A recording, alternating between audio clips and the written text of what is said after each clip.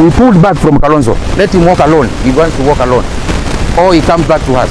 It's time the Kamba community pulled out of Kalonzo, joins with Ruto, work with Ruto. We have able leaders who Ruto is listening. If Kalonzo wants to lead us to Ruto's side, we are okay with that. He can come, do a coalition, so that our community can be in power. But as long as he insists on doing it alone, as long as he insists on backing Raila Odinga, for heaven's sake, we are coming for him, and he will lose it badly. Mudavadi measured himself. Wetangula measured himself. Kalonzo was there measuring himself. Gideon Moi was there measuring themselves. And they knew they can't match William Ruto and Raila Odinga. So what they do, they decided to form coalitions. Luckily for Mudavadi and Wetangula formed a coalition with the winning team. They are today in government. Mudavadi is third in the executive. Wetangula is the leader of the legislature. Look at how much is going to their region. That's what we are asking Kalonzo, our brother, our father. Just weigh yourself, measure yourself. You can't compete Raila, you can't compete Ruto. You have to join one of the teams. You've been on Raila's team, you've lost now for 4 times. Stop it at that.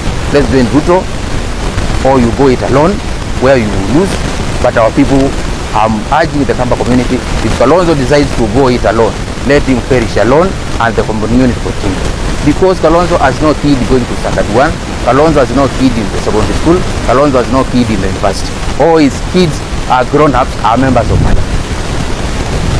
What I would urge the Kamba community is, if we follow Kalonzo alone, we may fall as a block, but he will lose. So we'll end up with the position where we have been for the last 20 years. When we follow, let's say Kalonzo becomes the running mate for Raila, Raila will lose to Ruto. We will also end up in the opposition where we have been for the last 20 years. So the best way to go is what we are trying to persuade our people to do. Let's join the government. An example was set, a precedence has been set by the people of Mount Kenya. Uhuru Kenyatta was the president and he invested government machinery.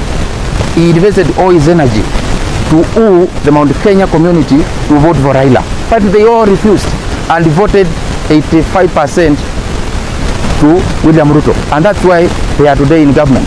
So it's time we pulled back from Kalonzo. Let him walk alone. He wants to walk alone. Or he comes back to us.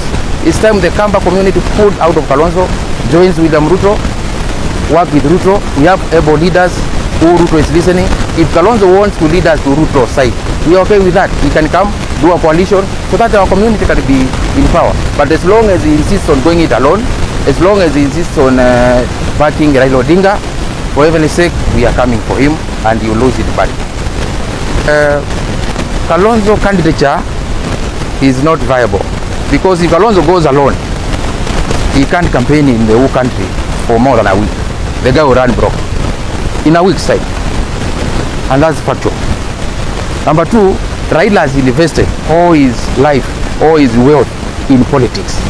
For him to hand over that to another person, it is not possible, it is not practical. You can't tell me I build my businesses and hand over my businesses when I'm retiring. I do a will to my neighbor's kids. No, I will do the will to my kids.